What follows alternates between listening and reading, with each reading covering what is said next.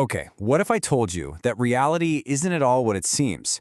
We're going to take a journey today, one that connects an ancient Sanskrit concept with the wildest frontiers of modern physics to explore a pretty radical idea, the digital Akasha. Seriously, this is a theory that could completely change how you see the universe, consciousness, and reality itself.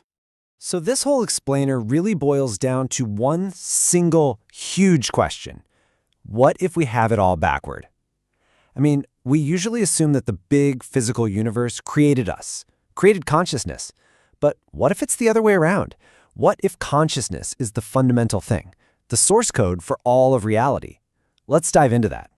You see, the core of this whole perspective is the idea that consciousness might not be in the universe at all.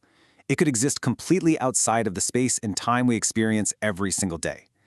Now, that sounds like something straight out of science fiction, I know, but as we're about to see, it's actually an ancient idea that's being given a stunning new life. To really get this, we have to start with this ancient Sanskrit word, Akasha. In Indian philosophy, Akasha isn't just empty space. Not at all. It's the subtle, essential background. You could call it the ether, the fundamental field that allows everything else in the material world to even appear and be noticed. Think of it like the canvas that reality itself is painted on. Okay, so keeping that idea of a fundamental field in your mind, let's take a massive leap. Instead of thinking of Akasha as some kind of physical ether, what if we imagine it as the field of consciousness itself? In this view, consciousness isn't just some random byproduct of a complex brain. No, it's the primary fabric of existence. It's the thing the universe emerges from. Now, what's so fascinating is that this idea of a universal creative field, it isn't unique to India, not by a long shot. We see these incredible echoes of the very same concept in major philosophical traditions all over the world, popping up completely independent of each other. And this slide just lays out the parallels perfectly.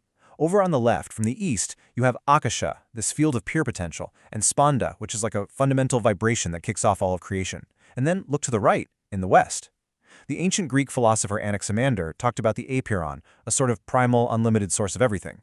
And of course, Plato had his idea of a world soul, that the cosmos itself was alive and had a soul. We're talking about two different cultures, thousands of miles apart, describing a very, very similar idea. It's amazing. Okay, so let's hit the jump drive and go from ancient philosophy straight to the cutting edge of physics. Because this, my friends, is where things get truly wild. It turns out that our most fundamental scientific description of empty space looks surprisingly like these ancient mystical concepts. For the longest time, we thought a vacuum was just nothing, total emptiness. But quantum field theory tells us something completely different. The quantum vacuum isn't empty at all. It's a seething froth of potential, a place where particles are constantly just popping in and out of existence from nowhere. It's a field of pure potentiality. Now, does that sound familiar? You can actually see how our understanding has evolved right here on this slide. We went from the classical idea of a simple, empty void to Paul Dirac's totally radical proposal in the 1930s of a sea of hidden particles, all the way to our modern view of a dynamic, energetic quantum foam. The point here, the really crucial takeaway is this. What we call nothing is actually the most active and foundational something there is. So how in the world do you bring these two threads together, ancient philosophy and modern physics? Well, that's the whole goal of a framework proposed by physicists Abraham and Roy. It's called the Digital Akasha Model, and it puts forward a brand new vision for a digital reality. At its very heart, the model proposes that consciousness is the fundamental reality. But, and this is the key part, it doesn't exist in our universe. It exists outside of our familiar dimensions of space and time. Our entire physical world, according to this model, is basically a projection or a condensation from this deeper, non-physical realm.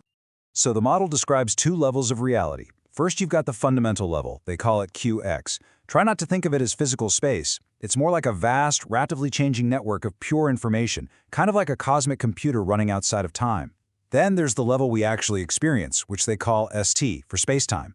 That's our entire physical universe, and it condenses or emerges from all the calculations happening in that deeper QX network. This visual right here is key. It shows that reality isn't some static, fixed thing. It's a continuous process. The past is fixed, it's settled. The future is this wide-open realm of potential. And that wavy line in the middle? That's the ever-advancing now. It's the exact moment where potential from that deeper QX network condenses into the fixed reality of our space-time. Our universe is literally being created moment by moment. So, you might be thinking, what's the payoff for such a wild, radical theory? Well, the implications are just enormous. A model like the digital Akasha gives us completely new ways to think about some of the oldest and most stubborn problems in all of science and philosophy. And the implications here are just staggering. It means your mind is not just your brain. Your brain is more like a biological antenna, tuning into a consciousness that exists outside of physical space-time. This could also help explain mysteries that just defy classical physics. Things like quantum entanglement, where two particles are linked across vast distances. Well, that suddenly makes a lot more sense if they're actually connected in that deeper, non-local layer of reality. And this brings us right back full circle. This quote from the ancient text, the Yoga of Vasishta, could almost be a perfect description of the digital Akasha model, the idea of an infinite, dynamic consciousness that is the reality of all events, is precisely what this model suggests. It's just described in the language of modern information theory instead of ancient mysticism. So we're going to end where we began, with a question. If this model, or something like it, points towards a deeper truth that our universe is a manifestation of a universal digital consciousness, what does that mean for us? If we are not just collections of atoms, but expressions of a fundamental mind, what does that change about who we are and how we live? That's definitely something to think about.